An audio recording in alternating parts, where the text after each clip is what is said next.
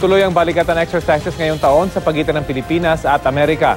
Sa kabila ng pagdistansya ni Pangulong Duterte sa Amerika para mas mapatibay ang ugnayan ng bansa sa China. May ulat on the spot si June Veneracion. June? Rafi, mas konting mga sundalo ang makikilahok at wala na ring aktibidad na gagawin sa West Philippine Sea sa Balikatan 2017 na nagbukas ngayong araw na ito.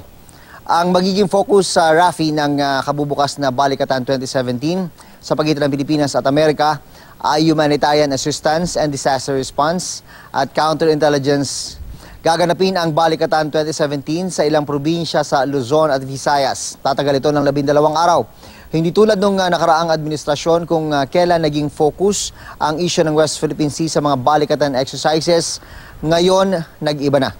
Sumunod lang daw ang armed forces sa kagustuhan ni Pangulong Duterte kaya naiba ang senaryo sa Balikatan 2017. Sabi ni Lieutenant General Oscar Lactao, ang co-exercise director ng Balikatan 2017.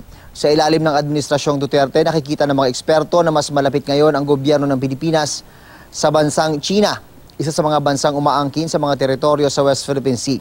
Sa kabuuan, nasa mahigit 5,000 na sundalong Pinoy at Amerikano lang ang makikilahok sa Balikatan 2017. Mas kukonti ito ng 40% kumpara sa 11,000 na nakilahok noong 2016.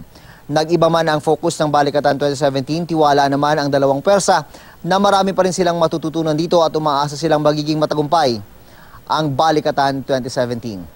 At yan ang latest mula rito sa Camp Aguinaldo. Balik si Rafi. Maraming salamat, June Veneracion.